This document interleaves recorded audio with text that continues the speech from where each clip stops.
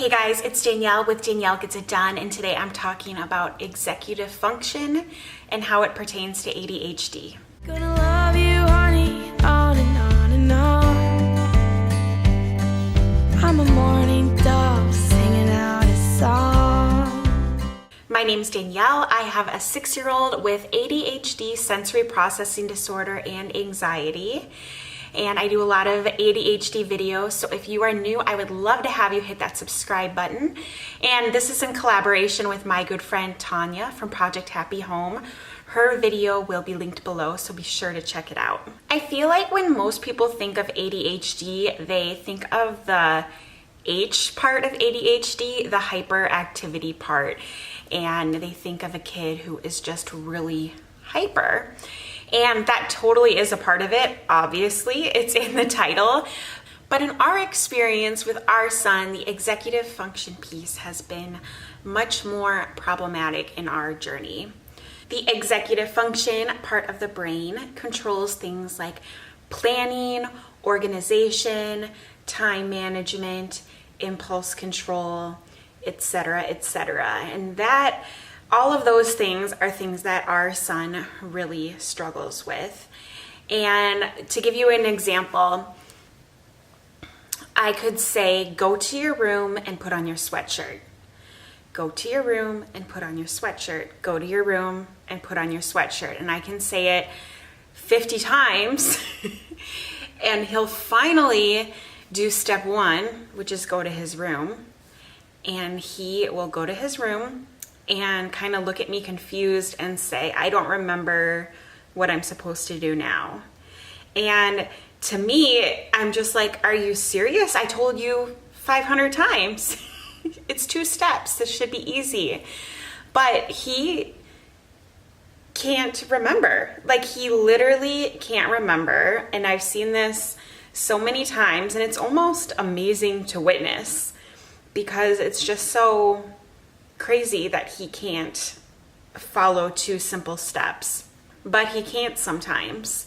And Tanya is a medical doctor, so be sure to check out her video because I feel like she's going to do a much better job. In fact, I just know she's going to do a much better job at explaining executive function and kind of the science behind it. But what I can say is why it's important to understand, and that is because if our child was struggling in reading or math, we wouldn't say, what's wrong with you? Why don't you get this? How many times have I told you how to do math? We wouldn't be angry at them. We would do our best to give them the skills so that they could be successful. We would try to close the gap. And with executive function, I think we should think of it in the same way. Once we realize that our child is not being naughty, is not ignoring us, is not trying not to listen, we can realize that this is a skill that they are missing. This is a skill that they are lagging behind in compared to their peers. And we should think of it just like math, just like reading, just like the ability to hit a baseball with a baseball bat. This is a skill that they need a little extra help with because of ADHD or sensory processing disorder. And it is our job to recognize that it's a skill that they are lacking in, to not be angry at them because of that, and to give them the skills to set them up for success. For the planning part of executive function, I think the best thing you can do is to create a schedule and to stick to it as much as possible.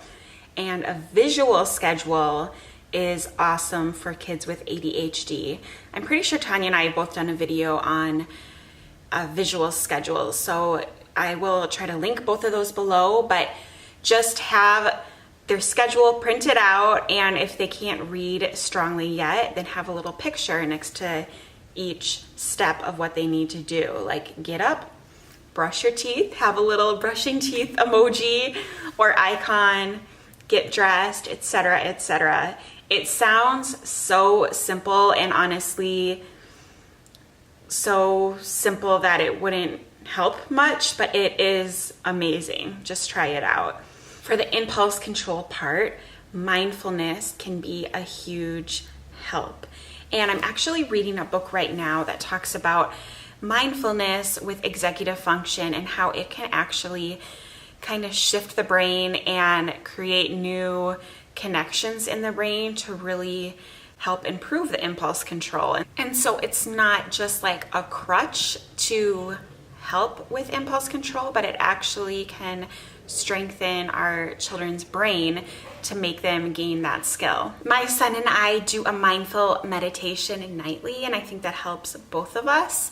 And I'd love to explore that more on my channel, but what you can really start with is yourself. The more mindful and calm that you can be, it's gonna radiate throughout your family, and your child will learn from your model. And so whatever that means for you, I do a meditation every morning. I actually just recorded an ADHD meditation for moms on my channel, so I will link that above and below. But the more calm that you can bring into your relationship with a child, that is really going to affect your child. And the science is behind that, and I have totally seen that myself. I've really been working on myself since my son got the diagnosis, and I've seen a huge improvement in my entire family. I hope this was helpful. Leave any comments below with questions that you might have, and for sure check out Tanya's video, which is linked below. And I hope you all have a wonderful day, and whatever your plans are, I hope you get them done. Bye guys. Ooh.